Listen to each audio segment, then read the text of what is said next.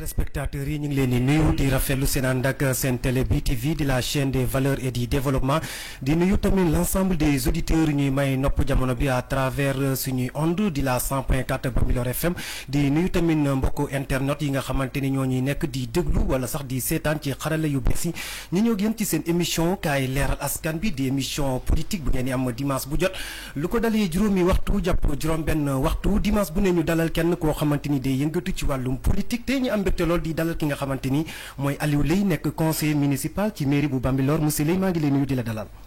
maa ngi lay fay di la sant bu baax ci invitation bi di gërëm également di sant ñëpp ñoo xam ne ñu ngi ñuy teewlu moo xam dañ ñuy déglu wala ñu ñuy seetaan rawati nag population wu commune bu Bambilor yëpp. waxtaan bi dinañ ci ànd ak ki nga xamante ni mooy Lamine Sarr Badiane di consultant ci kër gi Lamine Sarr Badiane maa ngi lay nuyu. maa lay fay laasana di am mbégte bu baax di dalal suñu gan Aliou Leye comme ni nga ko waxee di responsable politique nekk tamit conseiller ci commune bu Bambilor tey ñu fas yéene fi daje waxtaan ak auditeurs ak auditrices yëpp ak téléspectateurs yi parce que tey am na loo xam ne nii bees na ci émission bi donc lépp luy politique dinañ ko pàccoo pincoo ko ba lépp lu ciy njëriñ ñu daal di ko ciy jële. mbokku téléspectateurs yi actualité bi nekk lu ñeel wàllum redécoupage administratif boo xamante ni moom la ñuy waxtaanee fan yi ñu weesu yëpp mu bokk ci commune bu Bambilor bokk ci commune yi nga xamante ni redécoupage bi da leen daal conseil nag ñu laajte leen li nga xamante ni mooy seen i avis conseil tolloon ci 48 37 ñoo wax non redécoupage 11 wax 8 11 ñoo wax oui ndax nañ defaat li nga xamante ni mooy redécoupage bi nga bokk ci 11 yi nga xamante ni ñoo taxaw ne nañ def redécoupage bi Aliou Leye ndax mun ngaa expliquer askan bi lan moo tax nga ne wii. alors maa ngi lay gërëm bu baax di la sant di wax ne le découpage wala redécoupage administratif bu région de Dakar particulièrement mu touché la commune de Bambilor buñ ciy wax. il faut ñu def un peu l'historique moo ñuy permettre ñu mën a comprendre lan moo xew tey parce que bu ñu jógee rek ne redécoupage wala découpage nit ñi duñu comprendre et je voudrais à travers cette émission bu ñu fi jógee nit ñi mën a comprendre exactement de quoi il s'est agi li ñuy wax redécoupage de la région de Dakar. ñu ngi lay déglu Aliou Leye. te loolu xam naa ne sax je vous fais confiance et ça va nous permettre de relever un peu le débat pour ñu dépassionner ko. Parce que tant que ce débat-là, on ne la dépassionne pas, nous nous arriver à savoir exactement de quoi il s'agit. Je vais commencer par donner des dates, mais également des événements, des faits et des textes, pour nous permettre de recadrer ce que nous avons des redécoupage administratif. Si c'est mon vocabulaire, je dis que c'est une correction. Pourquoi correction? Rappelez-vous, nous sommes en 2008.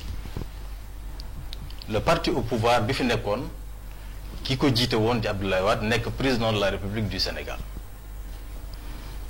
Le président du conseil rural de Sangalkam à l'époque, c'était le ministre actuel des collectivités locales, je vous nommais M. Oumar Gueye, était le PCR. Mon mounek Réumi, Abdoulaye Wade, dit PDS, yor Réumi. Donc, nous avons au plan politique. Le président de la République, notez bien ce que je vous dis, a fait une proposition au PCR de l'époque Oumar Gueye. Nous avons fait la bëgg nga fa ñoo fekki sama ci li ma nekk soo ñëwee ma def le député à une très bonne position à la liste départementale pour nga ñëw fekki sama ba pare ma dugal le comité directeur bu PDS nga bàyyi réew mi Oumar Gueye répondre ko avec élégance nekk man fi ma nekk doy na ma Idrissa la àndal te vision bi ñu am mooy changer Sénégal. Nous sommes en 2008 élection yooyu jeex mu toppat Oumar Gueye ne ko woo naa la benn yoon ñëwuloo dama lay woowaat cette fois-ci dama bëgg nag mu nga ñëw ma def la un ministre de la République nga bokk ci comité directeur bi bokk ci ñiy décider ci réew le ministre Oumar Gueye avec élégance ak respect de façon polie ne ko wax dëgg yàlla xam naa sa yéene ci man waaye man dafa am fu ma jëm te réew ma nekk Idrissa jiite ko doy na ma muy nekk ñaareelu proposition. Nous sommes toujours en 2008 alors loolu nag le président Wade digéraw ko mu metti ko mu considéré ko comme un affront mu décider benn jour xëy rek ne dama leen di yóbbu délégation spéciale. Et je rappelle pour l'installation d'une délégation spéciale li texte yi wax le code des collectivités locales daf na ñaar yi mooy tax ñu yóbbu nit délégation spéciale bi ci jëkk mooy que le conseil soit bloqué à une durée prolongée à telle enseigne que même le budget voté n'arrivait pas à être déroulé et qu'il y ait un blocage dans le système de déroulement du conseil bu boobaa l'État a le pouvoir jëli si ñu fi nekk installer une délégation spéciale composée du président de délégation spéciale du vice-président et d'un membre 3 personnes beneen bii tax mu légal ñu installer une délégation spéciale mooy ñu def un redécoupage wala ñu saucissonné jële fii yóbbu fale wala jële fii taffee ñaari raisons yi ci code des collectivités locales moo mën a tax ñu installer une délégation spéciale ñaar yooyu yëpp amu fa woon à l'époque en 2008 mu yóbbu ñu délégation spéciale ba loolu amee les gens ont voulu manifester mais le PCR de l'époque Oumar Gueye nous a appelé moi j'étais le président de l'amicale des élèves étudiants de la communauté rurale de Sangalkam les chefs du village les imams les femmes ñëpp toog mu ne leen bëgguma ngeen def dara nous sommes en 2008 nous sommes à 9 mois des élections locales 2009 te su ma demee élection danaa gañewaat kon bu leen yëngal dem leen ngeen toog yéen dem leen ngeen jàngi. est-ce que yëngal amutoon bu ñu gis. amoon na xewoon non loolu deuxième bi la. premier amul woon yëngatu bëggoon nañ yëngatu mais moom moo ñu téye nous sommes en 2008 mën nañu 9 mois des élections locales damay dem damay gañe te ni mu ko waxee woon noonu la amee ñu dem 2009 mu gañewaat communauté rurale bu Sangalkam ñoo installé waat en 2009 ñu teg si moins de 2 ans en 2011 le président de la République d'alors Maître Abdoulaye Wade ak ñu ko waroon décider de façon arbitraire découper la communauté rurale de Sangalkam en 4 parties 2 communautés rurales la ci génne ak ñaari communes la communauté rurale de Bambilor et la communauté rurale de Tivaouane Peulh Niaga génn ci la commune de Sangalkam et la commune de Jaxaay dans l'histoire des collectivités territoriales loolu musul am ci Sénégal une communauté rurale nga dagg ko en 4 pàcc génn ci ñaari communauté rurale ak ñaari commune musul am mais on a compris xeex la woon parce que y avait un adversaire politique gênant boo xam ne bokkul ak moom parti muy Oumar Gueye bokk réew mi moom Abdoulaye Wade mu nekk PDS yore réew mi mu ne par force da koy fekk c'était que gëmul loolu ko indi alors ba loolu amee qu'est-ce qui s'est passé les gens ont manifesté parce que nag c'était un ras-le-bol defoon nañu ko benn yoon ñu muñ ñu defaat ñu ko mënuñu muñ leen ñu ne ko du ñu muñ nag parce que nous on a fait le choix jël aw askan ay nit tànn leen par la main droite pour ñu représenter ñu ci conseil rural à l'époque de façon légitime légale et normale et le parti au pouvoir veut nous reprendre suñuy responsabilité par la main gauche de façon arbitraire et illégale donc duñu ko accepter et on s'est battu sur le terrain pour loolu bañ a am jusqu'à ce qu'il y ait mort d'homme et je rappelle que loolu bi mu amee manifestation yi am il faut signaler bi ñu defee le découpage administratif li lay wan ne xeex rek moo leen taxoon jóg Abdoulaye Wade Sangalkam à l'époque mesurait 195 kilomètres-carrés comme superficie c'était le tiers de la région de Dakar en termes de superficie avec 32 villages et 4 cités Abdoulaye Wade ne léegi Oumar Gueye dama koy jox Sangalkam Noflaye ak Njaxiraat muy ñetti dëkk dootuma posé ti problème amatul électorat amul dara naa ko concentré foofu. li nga wax ne bu ñu ko déggee maanaam politique moo laloon lépp loo xamante ni jàll na fi. léegi quant à bii nii comme émission. non je vais revenir sur li xew tey parce que loolu moo ñuy permettre ñu mën a comprendre li xew tey mu bàyyi ko ñetti dëkk xoolal communauté rurale boo xam ne 195 kilomètres carrés la woon ñu dagg ko bàyyi la ak 1 kilomètre carré y a une différence.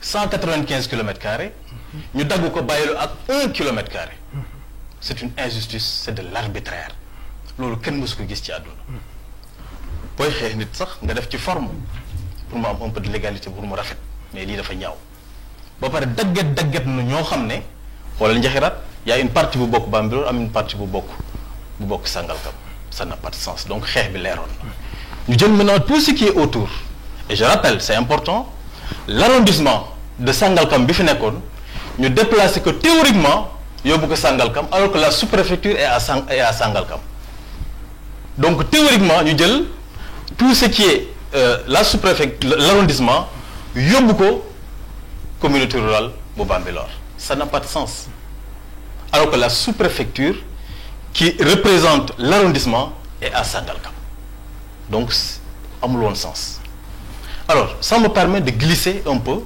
ci sa réponse pour permettre aux gens ñu mën a comprendre ce qui lan moo xew tey li xew tey mooy le président de la République actuel bi mu ñëwee en 2011 jaalse le président du conseil rural Oumar Gueye bi ñu daanalee Malick Ba Sangalkam rey ko rey bu ñaaw dafa ñëw jaalse maa ngi toog mu ne le PCR Oumar Gueye man su ma jëlee réew mi liñ leen teg danaa ko teggi parce que c'est de l'injustice c'est arbitraire su ma jëlee réew mi su ma ko yàlla mayee dinaa ko corriger loolu c'est en 2011 bi mu ñëwee jaalse 2012 yàlla def mu jël réew mi ak ñu ko accompagner réew mi yëpp dugg ci biir ministre Oumar Gueye ñu def ko ministre de la République alors il était PCR mu ànd ak Macky Sall di liggéey Macky Sall ne ko les délégations spéciales yi fi Abdoulaye Wade tegoon nous sommes en 2012 ans boobu la Macky Sall di door a jël réew mi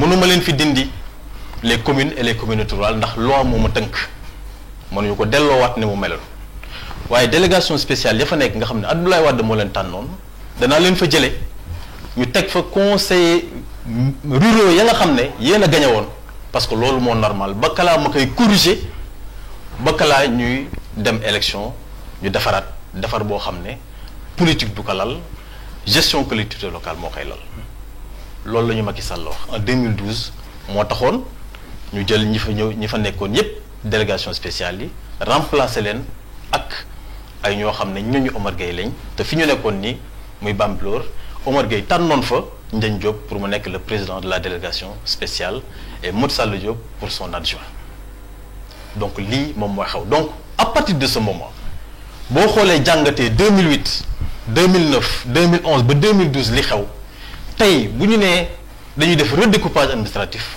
man personnellement pour avoir vécu yooyu yëpp du ma ko tuddee sax redécoupage damay tuddee une correction du découpage de 2011 qui a été fait sur la base de politique politicienne moo tax tey il faut qu'on dépassionne le débat il faut ñu génne l'aspect partisan du débat pour faire comprendre aux gens que de 2008 à maintenant li xew tey c'est une correction et non un redécoupage administratif.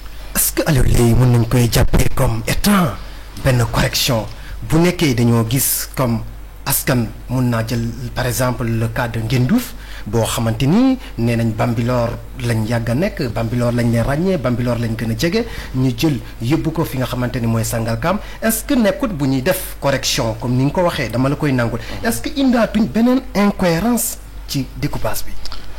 li am xam nga ñu ngi wax Ngendouf ñu ngi wax kaw Ngendouf ñu ngi wax kaw Diacksao également mais ce qu'il faut comprendre c'est que Ngendouf a une frontière avec Sangalkam ça on peut pas ne pas l'accepter.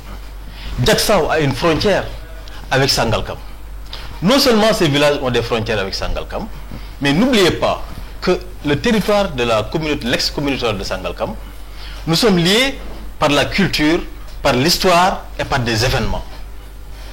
Donc tey bu ñu jëlee communauté rurale bi nga xam ne moo fi nekkoon ñu dagg ko ñu war a rééquilibrer et li indi sax rééquilibrage bi mooy li koy prouver tey soo xoolee le rééquilibrage da ngay gis ne Bambilor au moment où on parle gannaaw bu ñu dindee la zone de Kër Ndiaye Lo Kounoune Kër Daouda Sarr les cités etc. il y a un rééquilibrage encore faisant aujourd'hui au moment où je vous parle la commune de Bambilor est à 97 km². La commune de Sangalkam 95 km². Donc jusqu'au moment où je vous parle avec le nouveau redécoupage ou la correction, la commune de Bambilor est plus élargie que la commune de Sangalkam. kon yow correction bi ni nga koy waxee nii yëpp maanaam yow ci superficie bi nga sukkandiku mais sukkandikuwoo ci jege bi. non doucement loolu aspect superficie laa la jëkk wax nii ba pare mais aspect jege xoolal soo mosaan jógee l'autoroute à péage bu jógee Dakar nga wàcc war a dugg yëpp yaa ngi zone des Ndiaye yaa ngi Bambilor muy Kër Daouda Sarr. bu dee par exemple. Kër Daouda Sarr non bu dee loolu bu dee sama genre yi tey man Sokone laa dëkk. mais région de Fatick laa bokk. damay ñëw romb Kaolack dem Sokone. waaw non doucement mais loolu. non. est-ce que problème am na ci war na ci non c'est un gros problème parce que les populations de Kounoune de Kër Ndiaye Lo de Kër Daouda Sarr des cités enseignants rafetul sax si giseen waxtu malaan ci jëfin ak problème yi ñuy am mobilité nga jóge Kër Daouda Sarr traverser la commune de Sangalkam delluwaat sa commune mooy Bambilor rafetul sax si giseen. donc loolu moom moo fa amoon loolu la ñu corriger te wax dëgg yàlla xel nangu na ko correction mu ñu basé ko au plan équité territoriale mais au plan financier et au plan culturel également il y a d'autres aspects yoo xam ne nii ça mérite d'être étudié et profondément.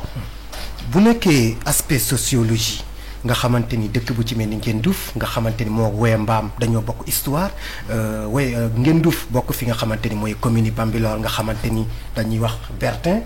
léegi Sangalkam bokkul ci histoire yi Bertin mais le fait que nga jël tey Ngendouf dugal ko Sangalkam day jël ci Bertin bi parce que benn partie bi bul fàtte ne Bertin bi la ci Ngendouf est-ce que kon incohérence bu ngeen ni nekk di daw du fa ñëwaat ci redécoupage bi.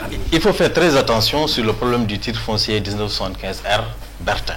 Pourquoi il faut faire attention? Parce que le Bertin englobe une part de l'ex-communauté rurale de Sangalkam. Moi, je raisonne toujours l'ex-communauté rurale de Sangalkam. Mais et singulièrement Bambilor. Dépassé là parce que non, acte 3. Oui, non, l'acte 3, ça n'a rien à voir avec non, parce que bon, il n'y a qu'ancienne communauté rurale, non, c'est ça qui explique les événements qu'on est en train de vivre. C'est-à-dire que si nous avons un redécoupage, nous devons comprendre alors qu'il s'agit bien d'une correction. Je reviens sur ça, le titre foncier 1975R, Bertin. Mais, titre foncier beau, de Fudjigifi, d'Amba Lagrose. Attention. Attention, hein. D'Amba Lagrose, Djogina, Finga Hamne Momoy, Bambilor, Djan une partie de Gorom 2, une partie de Mbey, de Wayambam, une partie de Ngendouf, d'Amba Lagrose. Alors que Lagrose, nous avons dit il y a une partie bo xamné si commune bu Tivaouane Peulh Niaga la bokk il y a une partie bo xamné mom bokk ci commune bu Bambilor. Donc la réalité c'est ça sur le terrain de façon physique. Donc rien n'empêche avec la frontière. Et puis il faut travailler, pour moi, il faut travailler dans le sens d'une intercommunalité. Parce que nous, notre intérêt, les 4C, c'est de travailler dans le sens d'une intercommunalité entre les 4 collectivités locales issues du découpage de 2011. L'autre moyen de permettre suñu population bañ a réer parce que nous sommes liés par une histoire et par une culture. waxtaan bi leen ci ànd ak ki nga xamante ni mooy Lamine Sall Badiane Lamine Sall Badiane. voilà jërëjëf Lassana donc déglu leen bu baax Aliou Leye nu mu défendre li nga xam ne ni moom mooy ni mu ko tuddee donc lii de correction mais moom muy wax wàllu superficie commune Bambilor moo ëpp superficie Sangalkam 97-95 km², mais si wàllu koom-koom. Est-ce que Bambilor tey du fi jaaree nax saay? Poser une question fondamentalement importante et je voudrais que les gens ñu déglu ñu bu baax ci li may wax parce que li ma wax nii dama koy teg sur des chiffres, des faits, des textes et des lois du ma wax sama teewaayu bakkan li nga posé dafa am solo gis nga bu ñu xoolee le budget de la commune de Bambilor. Nous sommes à 1,2 milliard 200 millions. J'ai entendu le maire dire que 70% des ressources de la commune de Bambilor proviennent des villages qu'on a détachés à Bambilor pour les rattacher à Sangalkam. C'est archi faux. Je répète que c'est archi faux. Le budget, c'est de 1 milliard, le budget de Bambilor, c'est 1,2 milliard 200. Essayons de faire un petit calcul. De 70% de 1 milliard 200. On va se trouver avec 800 millions 400 000. et je vais vous dire fondamentalement les ressources de la commune de Bambilor ci ñett yi lay jóge fondamentalement bu njëkk bi mooy les frais de mutation de régularisation et le foncier bâti loolu mooy suñu première source de revenu. xam nga loolu fu ñu ci toll. 800 millions. 800 millions. 800 millions yoo xam ne c'est les frais de bornage et le foncier bâti moom moo ñu koy indil ci suñu budget. mais 2 milliards 200. mais foncier boobu. mais nag maa ngi ñëw. dafa dugg Kër Ndiaye. maa ngi ñëw foofu laa lay tontu foofu laa jëm. donc bu nee boo waxee loolu déjà rek nga xam ne loolu c'est archi faux c'est-à-dire que 70% c'est pas possible alors que ne serait-ce que lii di jógee ci le foncier bâti ak le paiement des ordres de recettes c'est autour de 800 millions te loolu ça englobe l'ensemble du territoire de la commune de Bambilor donc loolu mënul nekk leneen li mooy y a ce qu'on appelle la CEL la contribution économique locale xam nga nit ñi bu ñu leen nax li xew au moment où on parle il y a un nouveau régime financier installé par l'État du Sénégal avec une sorte de péréquation nga xam ne dañuy jël toutes les grosses entreprises du pays Sococim excusez-moi de la publicité entre autres yi fi nekk moo xam Kunun Paola et cetera yi nekk Kidira yi nekk Koumpentoum ñu boolee toutes ces ressources là ba pare redistribuer ko à l'ensemble des collectivités territoriales je vais nommer les mairies du Sénégal quoi. Non de façon équitable non égale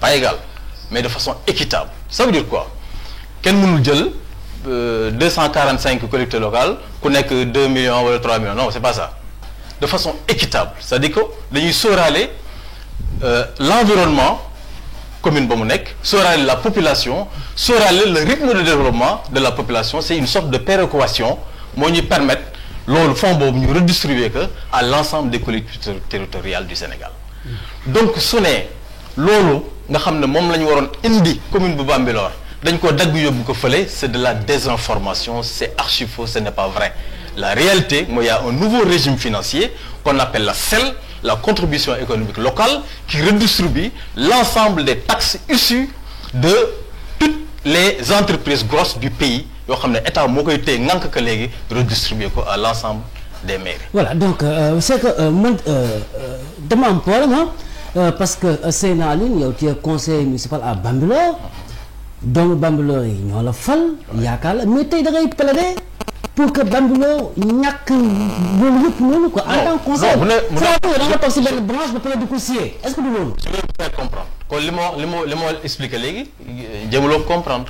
non c'est-à-dire que dama leen la. tey doo xool intérêt kay. dama leen on a un budget 2 milliards 200 ce budget là peut ne pas changer. ah bon. oui. ak foncier buy génn Kër Ndiaye même liy génne mais li ñu détaché Bambilor yóbbu ko Sangalkam muy Kunun Kër Ndiaye Lo Kër Daouda Sarr les cités environnantes et cetera ban foncier lañ la mën a apporter fi mu nekk y a rien qu'ils peuvent t'apporter. non mais xam nga lu ñu la mën a apporter ils peuvent pas t'apporter grand chose ñi la mën a apporter au jour d'aujourd'hui mooy à partir de Bambilor Diacksao Gorom 1 Gorom 2 Mbey Wayembam Mbët Gorom 3 foofu le foncier des boo xam ne bu ñu ko liggéeyee ni ñu ko war a liggéeyee planifier ko mën nañu permettre les 800 millions yu doon jógee ci foncier bâti ak ci frais de mutation ce même montant là du bouger du changer mais loolu il faut nga am ko xarañ ko màcc ko am une vision ko xam fi mu jëm war door koo mën a def. mais da nga am bi position.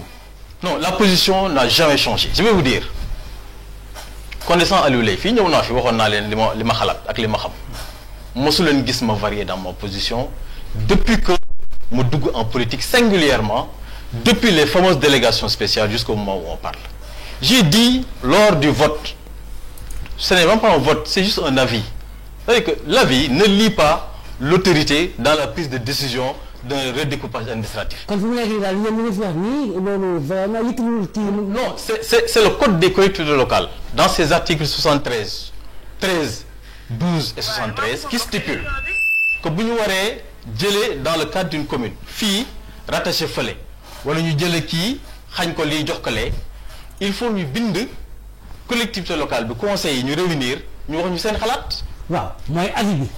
c'est un avis. waaw léegi nag yow boo waxee ne. maintenant avis boobu tënkul autorité bi. l'avis ne ñu jël décision bi. oui kon ça veut dire kon ñun daal dañu wax leen nii rek. non l'avis ne non attends l'avis ne lie pas la décision de l'autorité centrale loolu loi la texte la avis xam nga mooy lan mooy joxe sa xalaat waxuñu la nga wax ne d'accord nga wala d'accord dañ la joxal sa xalaat. mais mun na ko changer li nga xalaat. mun na ko changer wala mun na ko changer. non doucement tu sais nous sommes dans une république je vais vous dire xam nga dama dégg ñu naan redécoupage administratif bi dina am du am et cetera mais nit ñi ñoom fan lañ nekk ban pays lañ nekk. Sénégal man dama toog à l'issue du conseil des ministres avant ce vendredi là le mercredi ñu lire le communiqué du conseil des ministres wax un décret bu bees bu ñu génne abroger le décret de 2011 pour réaménager les collectivités locales mais loolu c'est clair c'est un décret ce qui reste maintenant c'est quoi ce sont les arrêtés liés au décret loolu moo des de mais c'est un décret qui est déjà sorti. kon lii dina antu.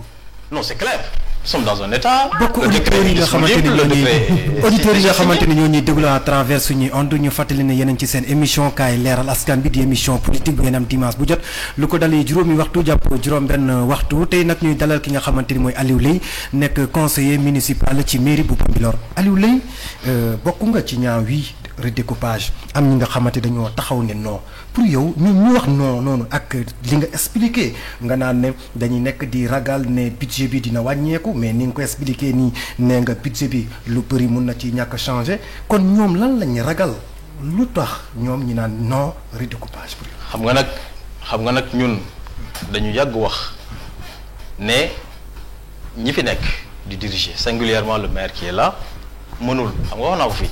ngeen wax ma lu tax mënul ma wax leen li tax ma ne leen mënul parce que du ma wax loo xam ne sama teeyaayu ba kenn c'est sur la base de fait ñàkk mën boobu moo tax les problèmes que nous avons au niveau de la commune de Bambilor mu yéeme ba au moment où on parle sur un budget d'1,2 milliard boo xam ne c'est voté 6 fois nous en sommes à plus de 5 milliards si suñu mandat 5 milliards yi boo xamoon concrètement liñ ci def si yow sa bopp da nga yéemu entre le budget d'investissement et le budget de fonctionnement aujourd'hui le budget de fonctionnement bi mairie bi di doxe moo engouffré plus de 60% du budget ce qui fait que le budget d'investissement boo waroon tabax lu tuuti ngay tabax et ça c'est un problème de vision. mais mu ngi tabax. non mu ngi tabax dama ne tabaxul li ñu waroon tabax xam nga wax naa fii ñu ne ma ñu ngi tabax marché ñu ngi tabax foyer des jeunes et cetera. baax na. te loolu kenn du ne baaxul. ak école yi mu ngi jàpp mais xam nga lu gën a baax dafa am lu gën a baax te loolu waroon am c'est-à-dire que ñi fi nekk dañu am une vision classique de gestion des collectivités territoriales ce qui a été hérité de la communauté rurale de Sangalkam loolu lañ def en prolongement la construction de 2-3 salles de classe fii construire foyer des jeunes construire marché ça c'est une vision classique. kon nag ñu màgget quoi ñoom seen esprit moom. ça c'est révolu. Maintenant, on parle de centres socio-culturels médiathèques. Vous avez compris? Mais on se donne dans tout ça. Non, doucement. Non, li ñu wax ni chaque jour ñu wax que ci conseil municipal mais duñ ñu dégg parce que foofu tàccu moo fa am boo ànd ak maire boo waxee ñu ne gong tàccu boo àndul ak maire boo waxee loo xam ne même day jëmale kanam sax commune bi ñu yooxu la loolu moo fa am c'est-à-dire que le niveau de nos conseils municipaux yi nekk commune Bambilor c'est un niveau trop bas et c'est le lieu d'ailleurs moi j'invite nit ñi nga xam ne yàlla may na leen xam-xam nañu dugg ci politique ngal la ñu sauver cette commune là parce que gis nga je vais vous dire gis nga lors du vote du bureau du maire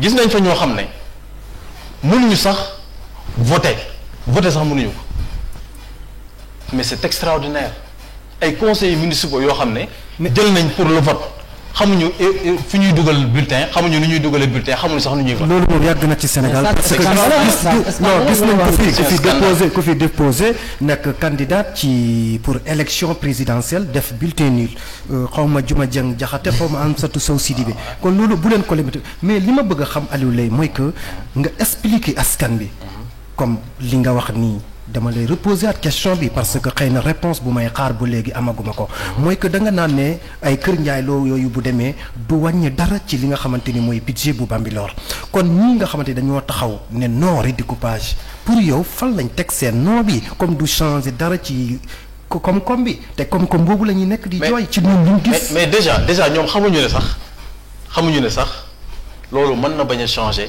dara ci koom-koom bi xamuñu ko.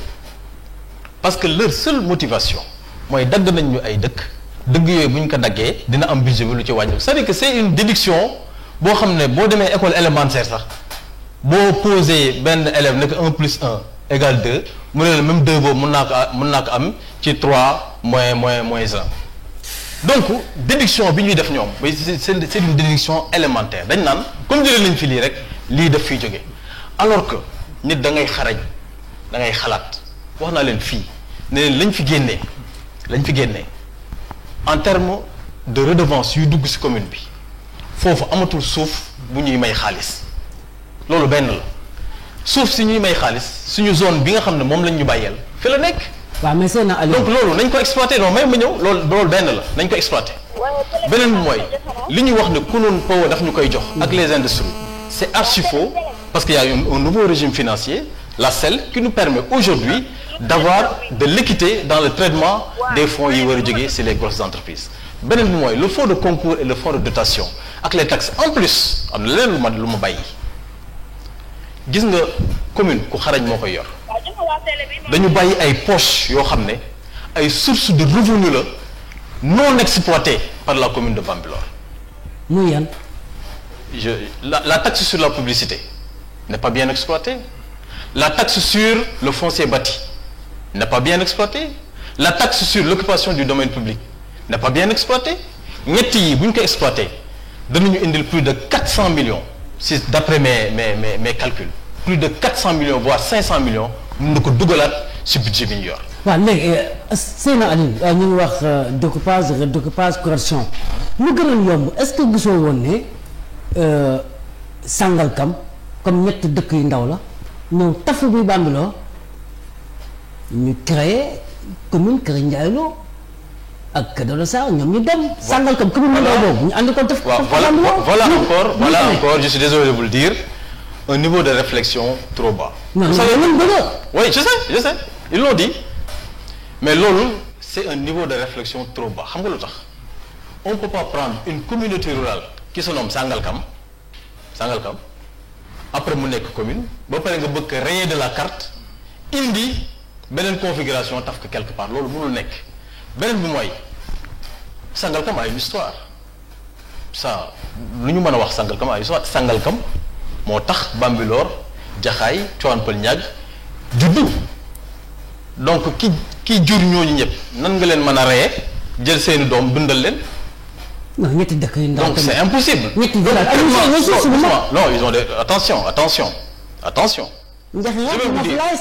Je vais vous dire xam nga c'est ça le grand paradoxe la commune de Bambilor dont on parle ñu naan amul ay ressources le code des collectivités locales xam nga lu mu wax ci dans ces articles 73 75 si je me trompe pas daf ne une collectivité locale soo ko créée pendant plus de 3 ans te elle n'est pas viable da nga koy dissoudre.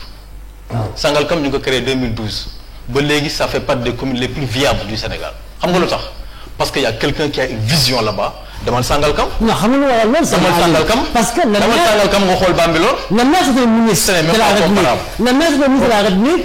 et que tey bu ñu comparé budget Sangalkam donc ça tourne autour de 250 millions côté yooyu mais le maire c'est un ministre de la République mën na am ay partenaires mën na wutal doole feneen ñëw dooleel goxam. vous savez noonu la fa demee. vous savez le maire que nous avons c'est un député. kañ la nekk député. waaw yàggul quand depuis 2014 il est député. am nga député doucement. donc ñu fàttali yow ci seen émission kaay leeral askan wi di dalal nga xamante ni mooy Sangalkam boo ko duggee. nga xam ne fii yor nañ ko boo demee Bambilor nga xam ne fii yoruñu ko. waxtu bi mu ngi xoj te am na ponk yi nga xamante ni war nañ koy laal bu ñu lancé li nga xamante ni mooy sa invitation ci réseaux sociaux yi joxe suñu numéro internet yi interpellé nañ la am ñi nga xam ne dañoo bind ay commentaires ñenn ñi bind ay questions mais am na yenn yoo xamante ni trier nañ ko pour poser la ko. am ko wax ne boo gisee Aliou Leye wax non redécoupage parce que bëgg-bëgg Omar Gueye la. oui redécoupage parce que bëgg-bëgg Omar Gueye la te Omar Gueye moo ko utal xëy loolu moo tax mu nangu. ni oui non attendez tu sais.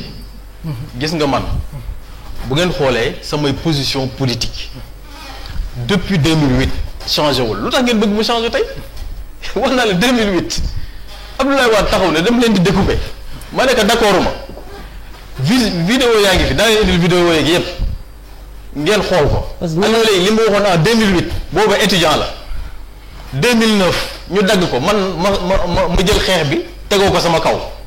ne maa koy xeexal sama bopp ànd ak ñi nga xam ne gëmoon nañ ne lii politique moo ko lal baaxul c'est arbitraire 2009 ba fi may wax ak yow d'accorduma ci ni ñu ko defaree ni ñu ko daggee aujourd'hui ñu jóg pour defaraat loolu may wax leneen. waaw parce que ñu ne. boobaa damay weddi sama bopp. le ministre Omar Gueye dafa infiltrer commune de Bambilor. am fi ay pion ku mel ne yow.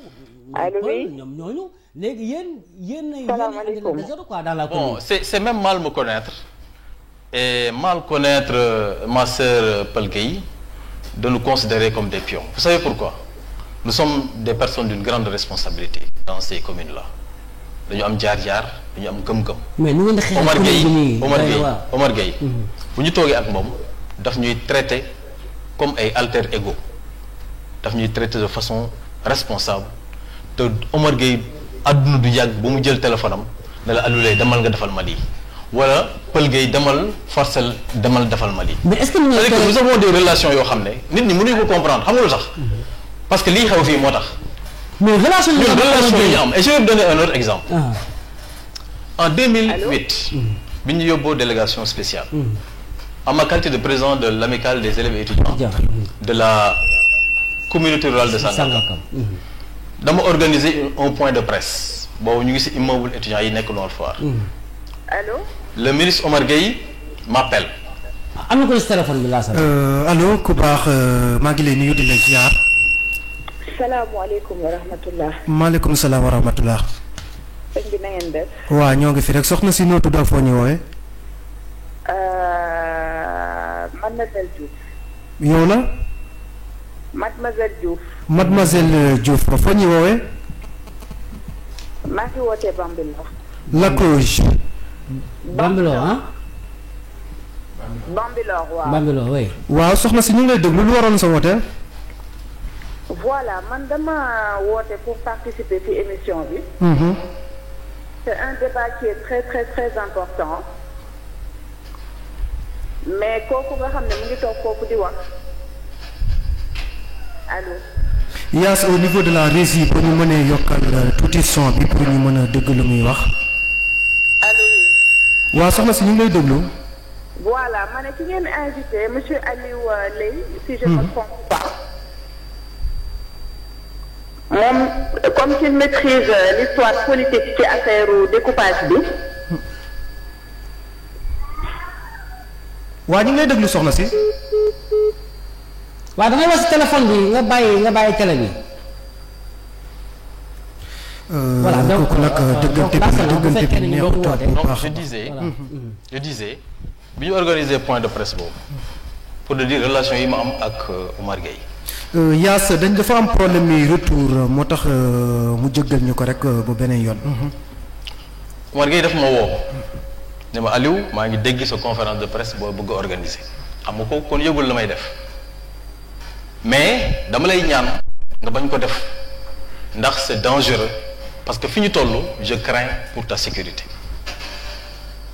c'est Omar Gueye qui parle ma ne ko monsieur le PCR li may def ça dépasse le cadre strictement politique moi je suis un citoyen engagé pour le devenir de cette collectivité locale te li ñu leen teg c'est de l'arbitraire jaaduwul moo tax may xeex moo tax bugguma nga ñaan ma loo xam ne man leer na ma ne mënuma la koo may mu ne ma c'est pour des soucis de sécurité moo tax ma bëgg nga bàyyi ko te pourtant loolu boo ko organiser moom la arrangé mu wax pour ma bañ ko organiser et j'ai refusé ma ne ko dama koy organiser et je l'ai organisé donc man ak le ministre Omar Gueye ay relation de respect réciproque la ñu am et c'est valable pour ñi nga tudd léegi muy Pël Gueye ak keneen. waaw mais bëgguma varier dans mes positions. man wax naa leen fii il faut aussi ngeen xool sama fil man wax naa leen depuis 2008 d'accord uma ci découpage administratif niñ ko defaree Sangalkam niñ ko daggate ñuy ñaan depuis 2008 pour ñu rééquilibrer que defaraat ko waaye ñu di ko defaraat may wax leneen c'est pas possible je serai pas cohérent avec moi-même. Voilà, je varierai dans mes positions. Seydina Aliou maanaam sànq ba yaa ngi relation yi nga xam ne le ministre Omar Gueye est-ce que relation yooyu boo ko amaloon ak honorable député maire Ndiagne Diop. main dans la main est-ce que kon tey say yéene si commune bi est-ce que nga partagé ko ak moom est-ce que du sori. parce que yàgg honorable dëgg yéen a bokk village bu ngeen dëkk. muy Gorom 2. donc yéen a yeewandoo yéen a bokk commune yéen a bokk conseil. donc tey nga jéegi ko fi dem am ak le ministre Omar Gueye ay relation yu xam ne yaa ngi koy rafetlu. te moom amul moom relation yooyu sax man. li may wax nii sax xam naa ne réponse bi xam ngeen ko waaye. puisque ay nit la ñu amal affaire. allo. da ngeen di. oui ñoo ngi leen di nuyu Badiane. waaw. ñu ngi leen di nuyu Lassana Fall. kan la waaw Aliou Diallo. waaw. ñu lay ziar. voilà le débat est très intéressant maa ngi koy déglu boobu léegi ñu ngi ci Kër Ndiaye Lo. waaw yaa ngi si marché bi. waaw ñoo ngi nii ci marché bi mënu ci. ñan ñoo jiite marché bi Aliou Diallo foofu. voilà Lassana xam naa bu ma ci ñu ngi Kër Ndiaye Lo mais départ bi ñu ngi koy indi biir Kounoune. donc manifestation bi nag manifestation pacifique la ba ne dañ koy encadré. ñoom nag lu ñu mën a jàpp ci seen wax ak seen pancarte mooy commune la ñu bëgg ñoom. waa Kër Ndiaye loolu Kounoune ak cité yooyu. voilà plus de Bambilor jamais de Sangalkam lañ wax. plus de Bambilor jamais de Sangalkam. waaw plus de Bambilor jamais de Sangalkam. voilà Aliou Diallo loolu doy na comme information xëy na après avant ñuy bàyyi ki nga xamante ne mooy Aliou Leye dina ci wax li nga xamante ni mooy xalaatam ci mbir boobu Aliou Leye nee nga léegi askan bi ñu ngi nekk di def ñaari xel ndax redécoupage bi ndax dina am ndax du am yow nga ne dina am kon yow xam nga ci dara. comme xam nga ci dara mais ce tour ñi ñaa ngi koy tudd ci suuf ne yow yaay doon le président délégation spéciale. maa ngi lay dégg xanaa da ngeen a way technique. Yaas baal ma pour ñu bàyyi téléphone bi parce que lu ñu am ci temps priwut ñu jëggal ñu ko boobu beneen yoon. waaw loolu moom yow yaa ma ko yëgal comme président délégation spéciale loolu yaa ma ko yëgal mais du loolu moo am solo en réalité. mais am na solo parce que askan bi tamit loolu ñor na leen te bëri nañ luñ koy nekk di muruntu ci suuf. waaw peut-être de par samay position yi ma am nga xam ne mosut a varié depuis 2008 ba fa may wax. nekkul de par relation. nit ñi ak peut-être relation yi ñu am ak Omar Gueye nit ñi mën nañ xalaat. déposer benn dossier au niveau de la sous-préfecture. jamais intérieur. je ne sais même pas comment ça se passe. D'accord. Je ne sais même pas s'il faut déposer un dossier ou pas je ne le sais pas. Et j'ai jamais été consulté dans ce sens-là mais li am solo loolu yéene la peut-être wala njort mën naa nekk yéene mën naa nekk njort. njortu. waaw mën na nekk njort. njort bu rafet la rek. mën na nekk njort bu rafet aussi. mais li gën a am solo. donc commune Bambilor xale yi Bambilor ñoo la yéene loolu kon tey yow vraiment woon nga loolu. waaw loolu yéene bu rafet la te maa ngi leen ciy sant leen ci gërëm te loolu peut-être li ñu ko may du suñu ngóora mais dañu gëm ne dans la vie booy def politique nga nekk jeune la ngay inscrire dans une dynamique boo xam ne doo varier loolu moo lay may position foo mën a toog nga wax te duñ la génnal vaar xam nga vaar a xew fi may wax ak yéen fii nit mën la fexe ba génnal la vaar bu ma wax le contraire de ce que je viens de dire donc loolu man moo ma ñor ci politique moo tax les jeunes yi engagé wu ci politique dama leen wax ne léegi la gën a garaaw parce que à l'époque ba may commencé politique sax vaar amul woon mais léegi vaar am li ngeen di wax na ngeen ko xam te seen position bu leen ci varier quel que soit lu mu méttee quel que soit lu mu leen mën a coûter. comme ñu fi nekk nee nga mënuñ est-ce que mun nañ xaar Aliou Leye doon candidat ci élection yi ñu dëgmal. waaw loolu ñu bari waxtaane nañ ko ñu bari proposé nañ ma ko d'ailleurs pour ma nekk candidat mais moi je suis un militant discipliné un responsable discipliné je ne peux pas me permettre ma autoproclamer son bopp candidat à une élection boo xam ne non seulement nous sommes dans un parti mais nous sommes dans une grande coalition intitulée Benno Bokk Yaakaar. Au moment venu le président de la République l'a rappelé hier Macky Sall nee na dem leen ngeen toog bu tànn jotee danaa tànn donc ñun en militant discipliné dañuy toog buñ ñu tànnee ñu liggéey ko buñ ñu tànnul ñu ànd ak ki ñu tànn liggéey. est-ce que yaa ngi xaar bu nekkee Benno Bokk Yaakaar dañoo investir honorable député maire Ndiagne Diop ndaxte moo fi nekk te bëgg na li nga xamante ni mooy 2e mandat noonu la ko jege ñaale mi di wax est-ce que si boobaa Aliou Leye dina topp ci ginnaaw honorable député. Ça c'est dans l'ordre de l'impossible. doo topp Le président de la République ne peut pas choisir Ndiagne Diop comme candidat à la mairie de Bambilor. Aliou Leye Il foo peut teg pas le loolu faire. Mais Il ça, peut pas. c'est grave, Non, Aliou je Leye. vais vous dire pourquoi. Vous savez, nous, dans le cadre de la commune de Bambilor, li ñu am ci ay gestion mauvaise boo xam ne mairie bi moo koy def ba l'ARMP nga xam ne moom moo gérer les marchés publics du Sénégal ñëw épingler la commune de Bambilor loolu benn la les marchés publics c'est la gestion financière nga xam ne ni ñuy doxalee marché public yi yaa ma neex la benn jaaru ci yoon loolu yegg na à un certain niveau muy benn ñaar mooy le foncier tel que établi ni ñu ko pasaree yàqu ko ba au jour d'aujourd'hui bu fekkoonte ne dañu am benn police wala benn hôpital de grande envergure de niveau 3 bu ñu war a tabax nga xam ne suñu zone bii moo fi des ay suuf du ñu am fu ñu ko mën a tabaxee beneen bi mooy et j'ai entendu les jeunes de Bambilor village réclamer les 60 hectares et au moment où on parle les gens réclament l'arrondissement ma ne leen écoutez li gën a am solo mooy les 60 hectares dont on parle ngeen dem xeexuju ko ñun ñu xeex suñu 40 hectares mbéy ak wayambaam xeex seen 20 hectares déen xeex 20 hectares am loolu moo ëpp njariñ arrondissement boo xam ne c'était virtuel bi ñu koy jox ñu delloo ko fa mu newoon donc au jour d'aujourd'hui li gën a am solo mooy il faut que les gens travaillent dans le sens du développement local au sens vrai du terme et puis nous on a un problème sérieux dans la commune de Bambilor mais xoolal Bambilor ni mu toll dans ce triangle là nga xam ne Thiès Dakar ak suñu zone bi axe bi Bambilor occupe une place centrale au jour d'aujourd'hui waroon nañ créer une sorte d'alliance entre ñun aux gestions intercommunales entre ñun ak la commune de Diamniadio bi nga xam ne mu ngi fii nga xam ne tey une route pavée waroon nañ ko mën a def mu jóge Bambilor dem Diamniadio une route pavée waroon nañ ko mën a def mu jóge fii dem Lac Rose une route pavée mënoon nañ ko def mu jóge fii dem Sangalkam li nga wax et ça allait nous permettre nous à notre niveau ñu am une possibilité de nous déplacer de façon efficace et j'aimerais dire xoolal le Bambilor village le village de Bambilor et je le dis avec un mal au cœur Bambilor village fait partie des zones pour ne pas dire des sites yi nga xam ne bu ñu ko defaree mooy gën a rafet ci commune yi nekk Sénégal. kon yow ci xoolal ma mbedd architecture yi en fi nekk grosso modo yow ci bilan nga sukkandiku ne moom APR du ko investir à ce que mu doon candidat. non seulement bilan baaxul mais ñaaw yi mu def. mais yow yaa jugé noonu bilan. mais est-ce que loolu man la engagé. mais ak li ma gis. est-ce que Benno Bokk Yaakaar dina jugé noonu bilan. ah non le président de la République xam nañ ko bu baax mënul toll fi mu toll liggéey ba yegg sa fii benn nit du ko yàqal li mu liggéey yoon. mais foo jëlee information yi. c'est pas une information c'est un constat de par sama vécu politique bi ma am li ma gis sur le terrain yàqu-yàqu yi ak li fi nekk nga xam ne waru amul droit le président de la République amul droit tegaat fi jëy. il n'a pas mais le président de la République. may ma tuuti foofu nee na dafa def constat boo xam ne APR du ko investir léegi ban constat boobu lan la may kan la may ne mooy doon candidat Benno Bokk Yaakaar ci élection yi. xam naa ci ñu bari. mais vous allez me permettre ma bañ ci citer kenn xam nga lu tax. j'aurais influencé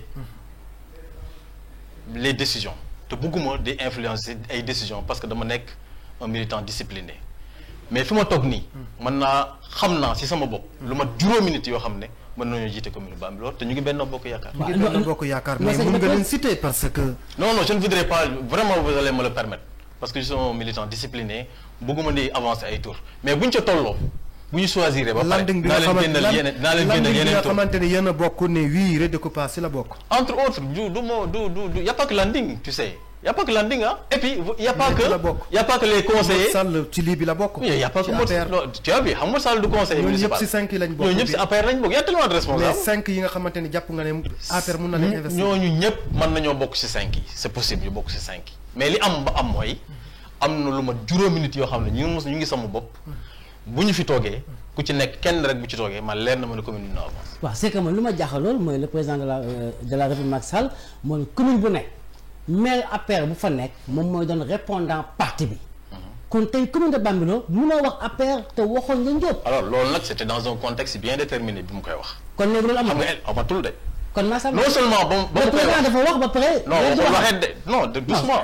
on était dans un contexte d'élection mooy élection yi passé mooy présidentielle mu ne pour la coordination pour une meilleure coordination le président de la République mooy wax élection présidentielle mu ne pour une meilleure coordination les maires et les présidents de département au niveau local ñoom ñooy nekk les responsables du parti au niveau local loolu c'était dans un contexte bien déterminé élection présidentielle lañ jëmoon ñu bañ sa mbox ndoo mu ne la maire yi nekk les responsables au niveau local ba élection yi jeex maintenant loolu deadline ba jeex na ba élection yi jeexee.